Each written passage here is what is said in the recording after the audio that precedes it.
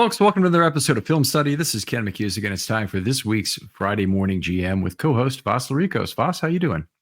Doing well. Eagerly anticipating the start of the regular season a week from today. It gets more and more exciting by the moment here. Roster cuts on Tuesday. We want to talk about those. We want to talk a little bit about the practice squad. Some surprises in there. I think there's probably a very bad sign for the Ravens woven into what's happened so far in terms of the roster cuts, because they did not do their normal extension of the roster to the degree they have done in the past. In fact, they did not use one of the two free spots, and they did not also handshake Brent Urban with a cut and then an easy return. So they gave up on at least two spots in terms of what the good. I have not yet heard of anybody moving to IR yesterday or today. Have you heard anything on that? No, I have not quite yet. I think that's a product. I think the back end of the roster is a little bit more shallow than it has been in recent seasons. I don't necessarily attribute that to Lamar Jackson's contract and Roquan Smith and some of the other, top heavy contracts. I do think that maybe their day three drafting just has not been as excellent as it was more recently, and I don't necessarily even blame the Ravens for that. In the information age, perhaps the other teams have caught up. Yeah, so they did have three of their last four draft picks actually make the team, and we had talked about this before that we thought there might be some cuts there, but Sanusi Kane, he made the team. Devin Leary went to the practice squad. Rasheen Ali is on the team, which just boggles the mind at this point in terms of the amount he's actually been on the field during camp in the preseason games, which is not very much. And then who's the fourth? And Nick Samac, who also got hurt in the last game. In fact, he got carted off, is on the roster as if nothing happened. He actually was back in practice. They said it was an ankle sprain the day after, 2 days after. Well, I think specifically to Ali, that was direct. He made the team because Owen Wright felt the injury, broken foot.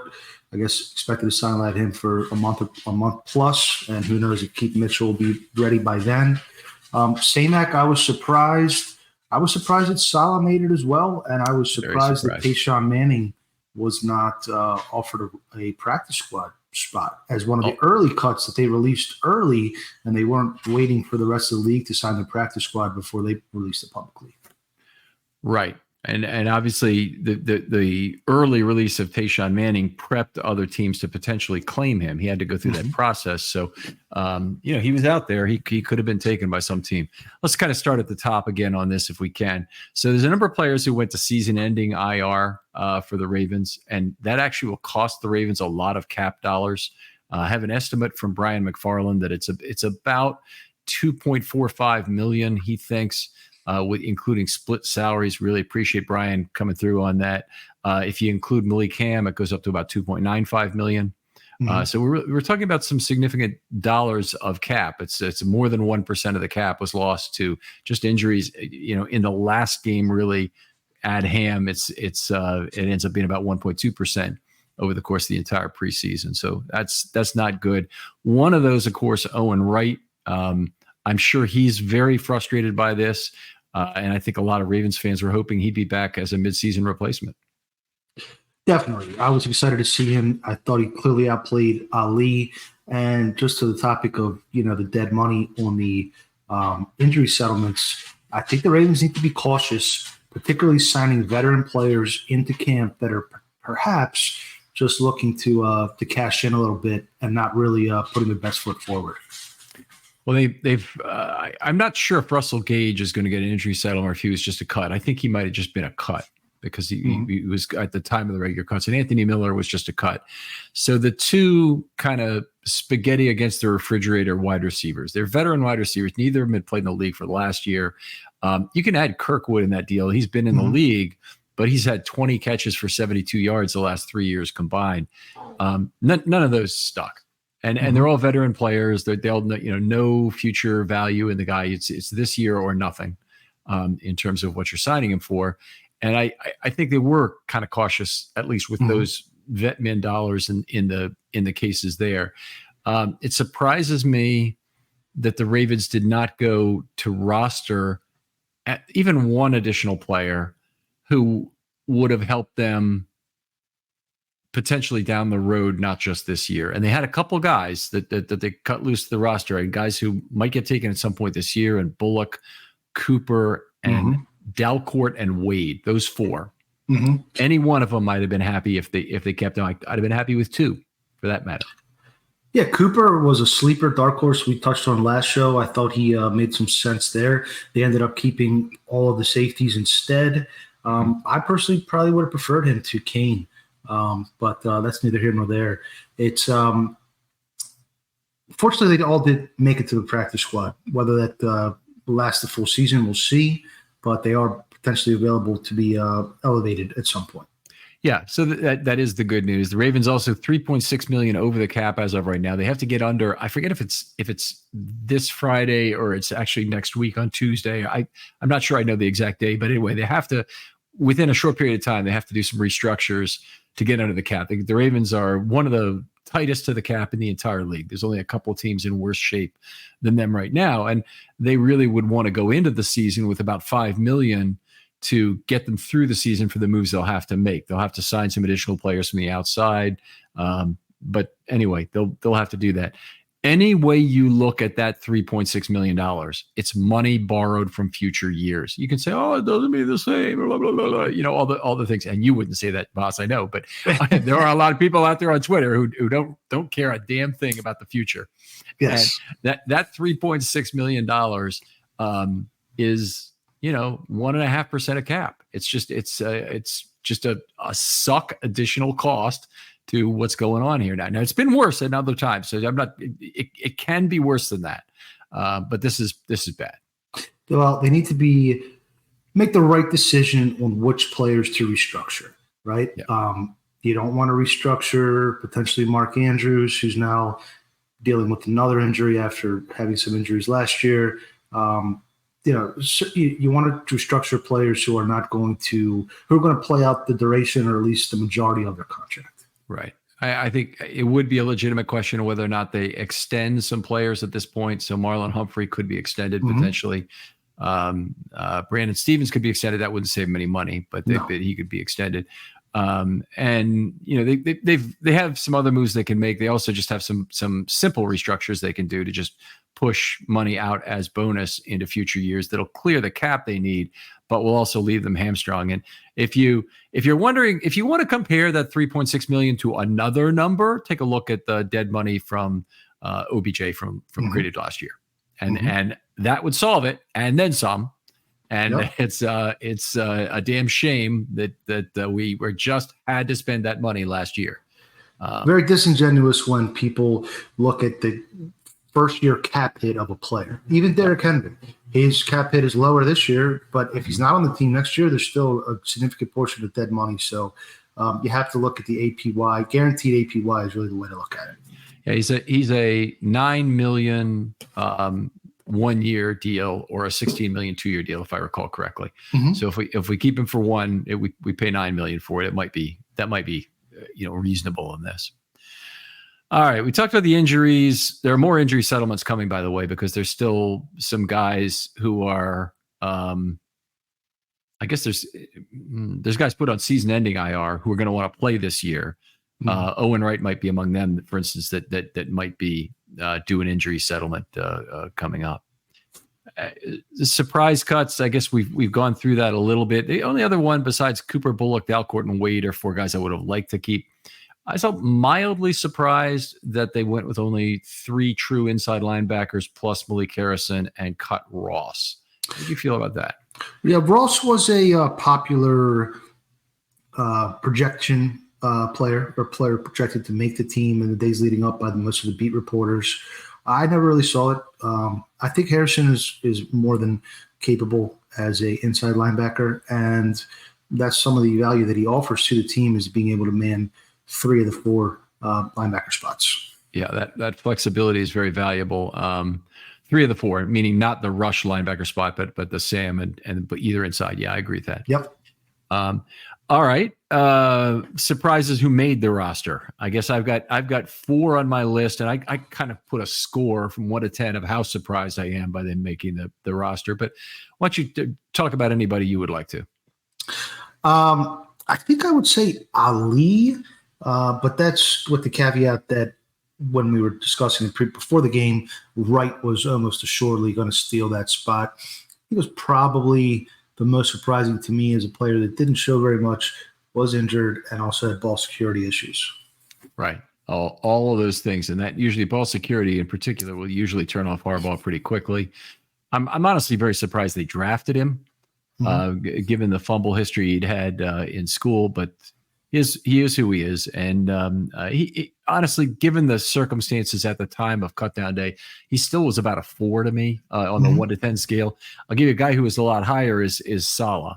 I didn't think there's any way he was going to make the team. He's been buried as a third string guy basically the entire summer. He hasn't looked good when he's been in preseason games. It was hard for me to really pick up on something that I liked about Saleh's play. He's a second-year developmental lineman who really, it was a weird gift of the position to him last year during the OTAs that, I've conjectured, posited might have been due to the fact that they were trying to motivate John Simpson. And I just, they didn't do it this year, obviously. And Saleh, played a little bit of right tackle, a little bit of right guard. I would never want him there in a game at either spot.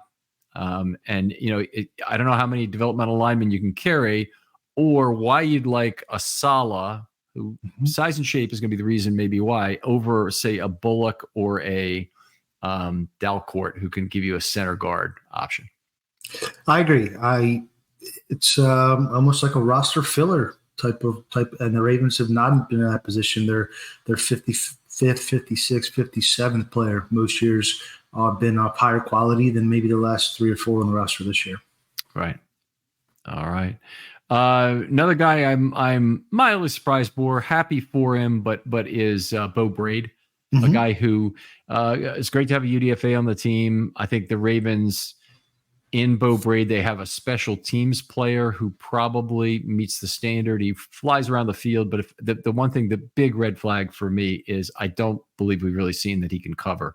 He's had some problems on the back end in coverage. Almost all of his great plays in the preseason are coming up to the line of scrimmage and making these vicious tackles. And that's great. To be a great run fit safety, that has real value in terms of on special teams, that is. But otherwise, I think he's a dime back. And so that kind of limits what he could give the team. And even a dime back has to really understand, coverage mechanics and clouds and whatnot that he knows how to hand off, knows how to pick up, knows how deep he has to drop, all of that stuff. He'll probably bring some of that portably to the front as a safety, not a split field guy as I see it. Right. And, just staying on that position, Sanusi Kane, I was surprised that both made it. I thought that the tea leaves were trending in the Bo Braid direction, but they both beat out Darryl Worley, who was a player that has shown back-end ability, split field ability, as well as being a core special teamer. I understand there's 4 years of team control with both of them, but do you need 2 rookie box safety special teams types at the same time? Right. I don't think you do. And Worley, maybe not going to be playing at the same level for the next 4 years, but the cost difference between a salary benefit vet minimum player versus a cost-controlled rookie is not very significant.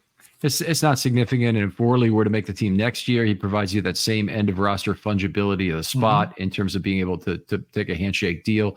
It's for a lot of reasons. I didn't like it, but if they get a player, I mean, if Kane and Braid end up both being players and both end up being reasonable dime back choices, and they both play good special teams, we probably will not regret it, unless one of them is forced into back end duty. And that could happen because these are the 4th and 5th safeties. So no, it's actually, they have Ardarius Washington too. So they could actually end up with him as they're the kind of the 5th and 6th safeties on the team. Well, I think you could regret it if Bump Cooper or is taken. Dayton Wade are stolen off the roster. Then maybe you will regret it. So we'll see how it goes. All right. Well, fair enough.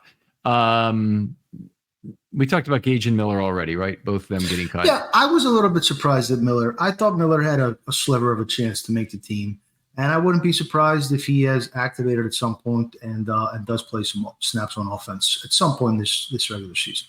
So Miller definitely showed more athletically in camp, and he's on the practice squad. We're going to talk about that a little bit in a few minutes. But before we get to that, I really wanted to. Well, obviously, everyone the Ravens cut made it through waivers, and their practice squad is 100% people they cut.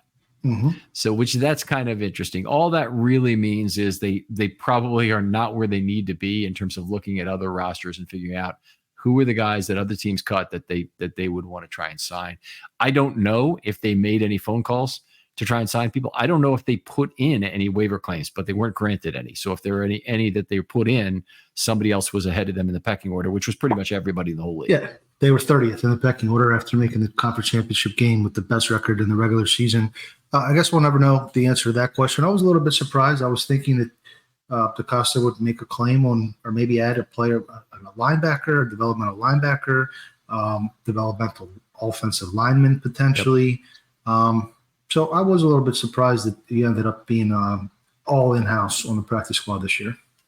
Yeah, little surprising. And they often do have somebody else that comes from another team that they've scouted, they like, and if you're offered a practice squad spot, you don't have to take it with the current team you're with. You can move to another team on the practice squad. So it's not a matter of you have to be claimed or anything. You just have to move. If you're claimed, you actually have to go to the active roster, active 53. All right. Midseason replacements. This is something the Ravens have done very well in the past. They've had 3 or 4 players that they were going to bring back at midseason. A few years ago, Tyus Bowser was in that group when he came back, and Roquan showed up, but Tyus Bowser also showed up for the second half of that season and played some great football. And Hamilton is nickel too. They all happened simultaneously. And Queen was suddenly good within that framework, with 3 guys around him helping him out. But anyway, in terms of midseason replacements this year, they really only have 2. And one is Mollett, who was put on IR DTR. They had 2 spots for this. They did not use the second. And then they still have Mitchell, who does not have to come off PUP, but when he does return, he'll have a 3-week window, and then he'll have to be activated. That does not count as one of their 8 DTRs, as I understand the rules. I as well, and there's been some conflicting reporting on that, but my understanding is PUP is where Mitchell is, and he could be a great addition. Mollett could be, he expected to be a strong midseason, early season addition. Trayvon Mullen, could he return if the knee He's on IR. He's on IR, so he has to be released to an injury settlement, and then he could potentially come back, but it'll have to be released. It did happen. It happened once in Ravens history. I think it was Michael Campanaro. Season-ending IR, released on injury settlement, returned to the Ravens later that year. So it can be done. It's a good nugget there. Maybe perhaps the most injury-marred player in team history. Well, Dan Cody. I mean, there's a few players that Leon Searcy never play it down. There's a few, unfortunately. Pitta too, yeah.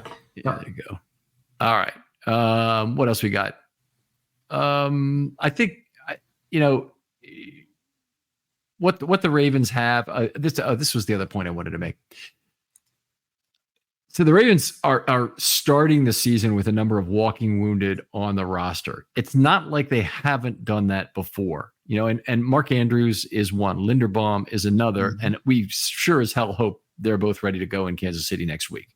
But they've got other guys, Samak and Ali, who probably will not play in the first game. So if my guess would be they'll have a practice squad elevation at running back for the Kansas City game, just to bring a third back in and be prepared to play. Yeah, probably. I'd expect it to be Kelly. Well, you have TJ Tampa, you have Adisa Isaac, who were very limited throughout training camp as well. They're okay corner, probably okay at outside backer, but it was the camp started off great. Everybody was healthy, and then the mosquitoes started biting. Yeah. Walker would be another one who hasn't been on the field really that much. I think his case is more he really needs to practice with the team and be there developmentally. So I'm kind of glad he made the roster. They didn't start him on IR with a after Tuesday move. which they haven't done yet. Actually, they could still do it, and add another player that way. But anyway, it's they're going to be not right up against the limit of their activations covering their injuries to start the season, we hope, but they're going to be within 1 or 2 players of it. And when that, as the season goes on a little bit, or maybe 3 players if you include activations from the practice squad, as they have some injuries, as they have some guys who are dinged up and lost for a few weeks, they're going to have to start making moves off that group and probably putting some people on IR for longer periods. So unfortunately, it's bound to happen. I know they're really trying to get through it probably right now because they probably think some of those players can be back in the first 4 weeks. Yes. I guess before we move on to the practice squad, I was happy that they cut their losses with Pepe Williams after a really tough preseason finale, after a few tough seasons, and instead of stubbornly sticking to your evaluation, they were willing to cut their losses there. Yeah, you can't be wedded to the position.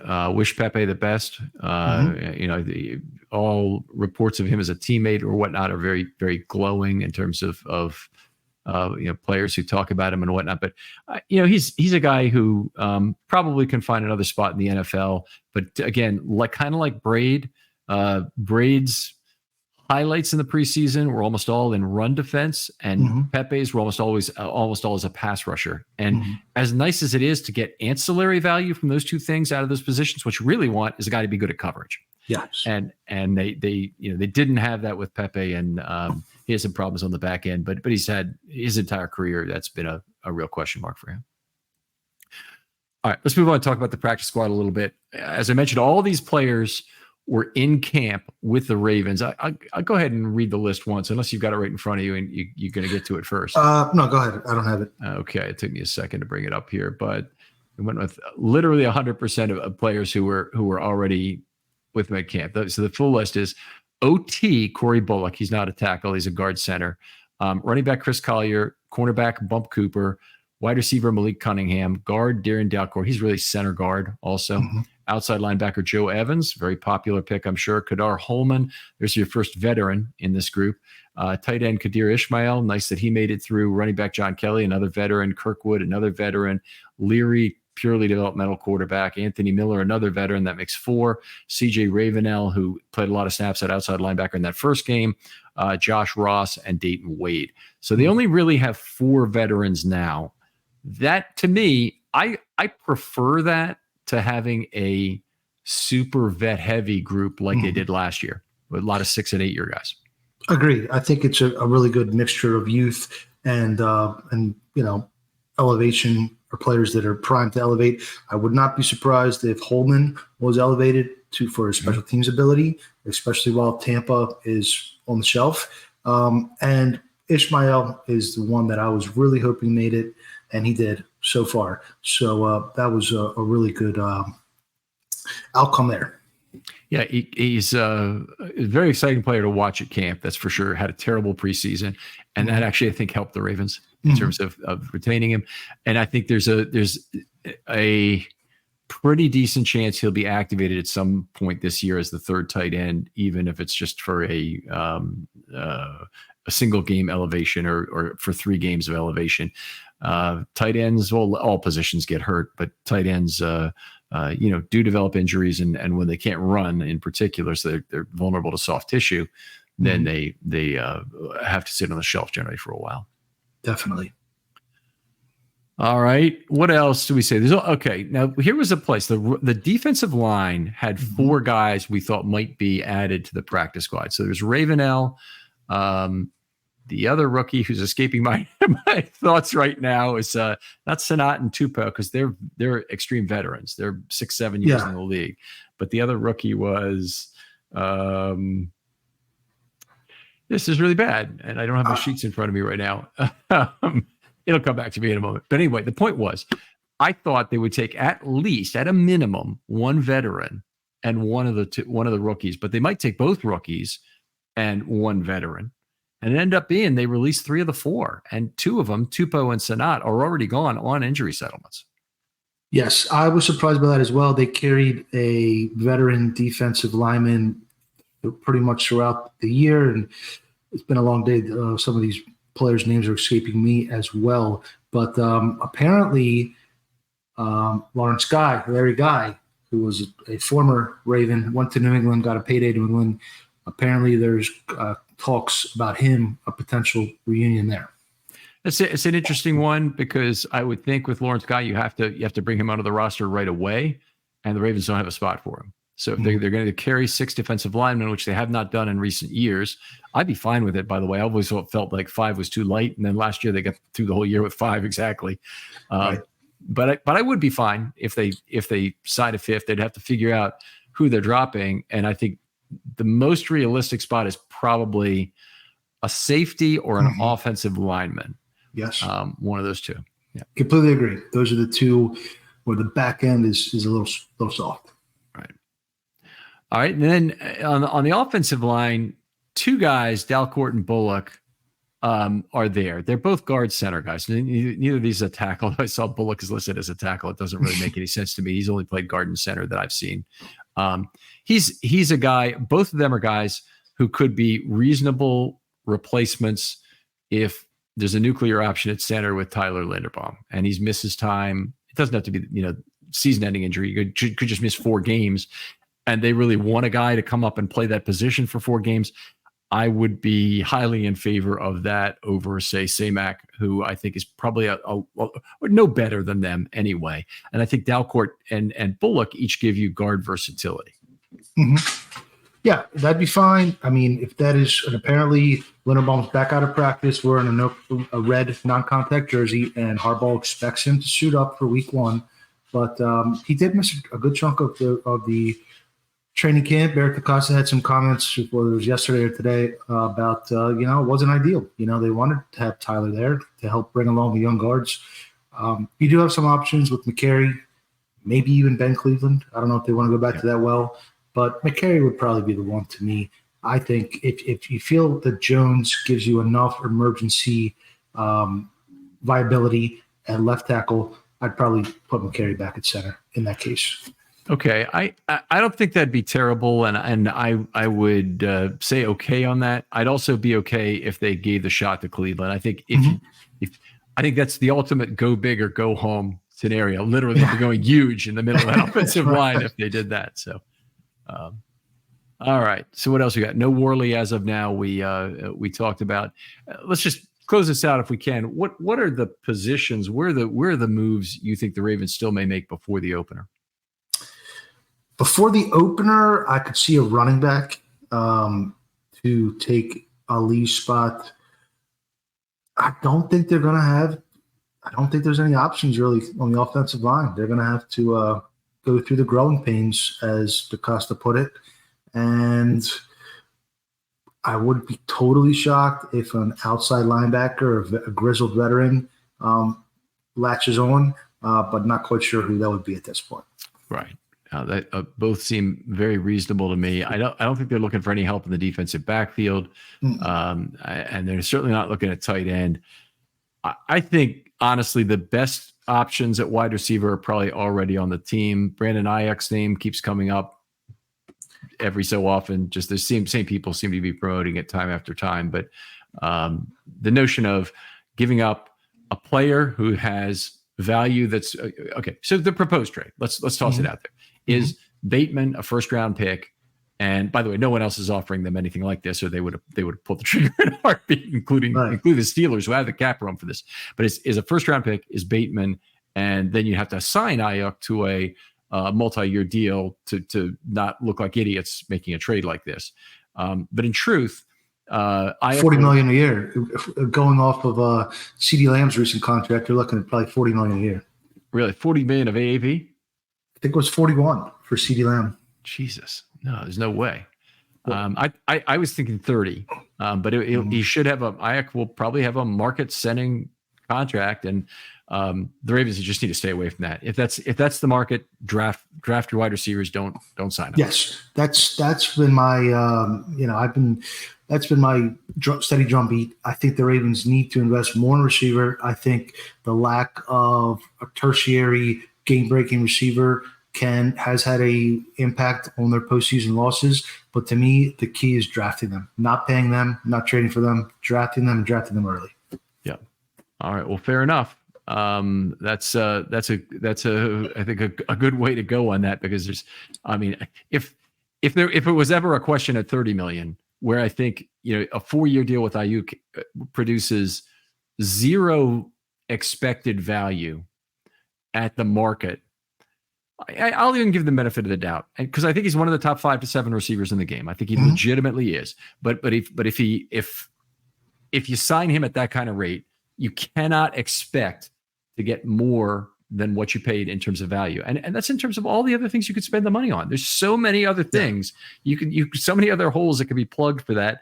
And, I'll give you the big one here, guys. Who are you giving up? Do you want to give up Linderbaum and Hamilton to get Ayuk? Because that's about the total dollar amount you're talking about at $40 million a year. Yeah. Well, a lot of the analytics, I know PFF has identified wide receiver as the second most important position on the field. I don't think that's true for every team necessarily, but certainly one of the most important positions. There's no doubt about it. I wanted Ayuk that draft. That was the same draft that the Ravens ended up with Patrick Queen when San Fran traded ahead of them. What you want to do is get Ayuk, mine the value for 4 years, and then put him on the trading block, and then you get to reap the benefits of the return for that. Marquise Brown method. Yep. They did it a year early with Marquise, but that was okay. They got great value out of that draft pick, and if they could do that, year after year at wide receiver, even in the first round, that'd be fine. Voss, always a pleasure doing this show with you, buddy. Tell folks where they could talk football with you online and about your other writing. Sure. I work for Baltimore Beatdown, read a daily Ravens news article Monday through Friday. Try to get snippets from local pundits and national pundits and keep everyone informed of the latest, comings and goings. And also I'm available on Twitter at Vasilis Beatdown, Vasilis Beatdown. Really looking forward to this regular season, talking ball with the Ravens flock as always. All right. Outstanding. Other folks out there, really want to thank the audience of this show in particular, because you guys are about the most loyal. The offensive defense shows tremendously loyal audience, but this show in particular with Voss, not only is it very fun to do, it clearly gets a tremendous response from you people. I really appreciate it. If you wouldn't mind, write us a review. If you otherwise have questions or concerns about the pod, send me a DM. I'd appreciate it. I'll respond to you. I'll talk through what your issues are with the show, or if there's things you like that I've often wondered. Is the show too long? Is the show are we running on too much? Whatever it might be, let me know. Let me know if it's a problem. Let me know if it's not a problem. I want to hear from you in either case. For Ken McCusick, for Voss Larikos, this is Ken McCusick. Say goodbye. We'll talk to you next week on Friday Morning GM.